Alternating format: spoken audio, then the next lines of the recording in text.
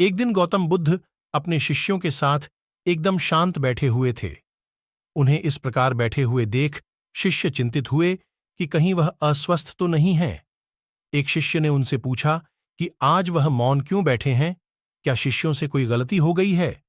इसी बीच एक अन्य शिष्य ने पूछा कि क्या वह अस्वस्थ हैं, पर बुद्ध मौन रहे। तभी कुछ दूर खड़ा व्यक्ति जोर से चिल्लाया, आज मुझे सभा में बैठने की अनुमति क्यों नहीं दी गई है? बुद्ध आंखें बंद करके ध्यान मग्न हो गए। वह व्यक्ति फिर से चिल्लाया, मुझे प्रवेश की अनुमति क्यों नहीं मिली?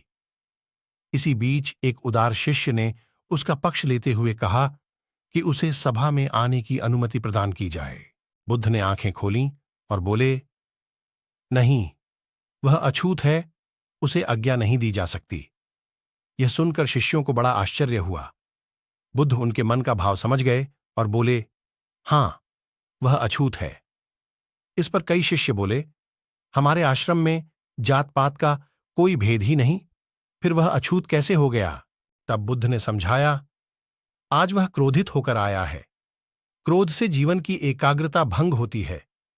क्रोधी व्यक्ति प्राय मानसिक हिंसा कर बैठता है। इसलिए जब तक वह क्रोध में रहता है तब तक अछूत होता है। इसलिए उसे कुछ समय एकांत में खड़े रहना चाहिए।